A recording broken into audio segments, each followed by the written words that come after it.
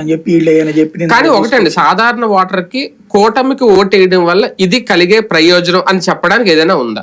మోడీ ప్రభుత్వం పైన ఇక్కడ తెలుగుదేశం ప్రభుత్వం ఉంటే కనుక, తెలుగుదేశం జనసేన ప్రభుత్వం ఉంటే రాష్ట్రానికి మంచి జరుగుతుందని చెప్పడమే. అదే అంటే అదే మంచి జరుగుతుంది అంటే పైన కింద ఒకటే వస్తే నిధులు తీసుకొస్తారు, డెవలప్మెంట్ చేస్తారు, రోడ్లు వేస్తారు, కాలువలు కడతారు, కేంద్ర పోలవరం కట్టేస్తారు, రైల్వే జోన్ వచ్చేస్తే అన్ని డెవలప్ జరిగిపోతాయి. ఇది వరకు 2014-19 మధ్యలో మీకు స్వర్ణయుగం ఉంది.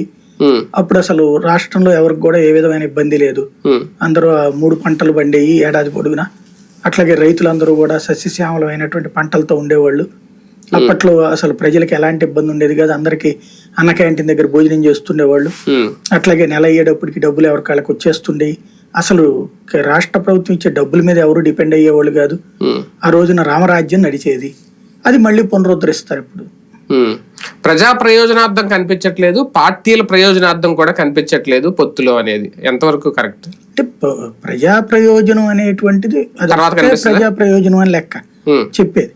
పార్టీల ప్రయోజనం ఖచ్చితంగా ఎవరి పార్టీ ప్రయోజనం వాళ్ళకి వచ్చింది. ఇప్పుడు తెలుగుదేశానికి ఉన్నటువంటి లోటుని వీళ్ళిద్దరితో భర్తీ చేసింది. అంటే ప్రయోజనం వచ్చిందా, ఇంకా లేనిపోయిన ఇబ్బందులు తెచ్చిపెట్టిందా? ప్రయోజనం ఎక్కువ కాబట్టినే కదా ఇబ్బందులు పక్కన పెట్టేది.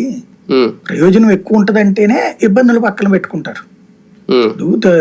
జనసేన రావడం వల్ల ఒక సెక్షన్ ఆఫ్ ఓటింగ్ మామూలుగా అయితే ఆ యూత్ కి దూరం అయింది తెలుగుదేశం చాలా కాలం నుంచి.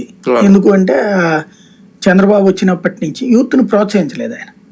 యూత్ లీడర్లు తెలుగుదేశం యువ నాయకులు అది ఇది ఉన్నారు కానీ ఎవరికి సీట్లు ఇచ్చారు? 2019లో కానీ 14లో కానీ ఇవ్వలేదు కదా. కొన్ని 2009లో ఇచ్చారా, 2004లో ఇచ్చారా? కొత్త యువకుడు, ఇదిగో ఈ యువకుడిని కొత్తగా మేము తీసుకొచ్చి ఇంట్రడ్యూస్ చేస్తున్నాం, ఇతనికి ఓటేయండి అని ఏ ఎన్నికల్లో ఆయన అడిగారు? లేదు. దాంతో యువత అనేటువంటి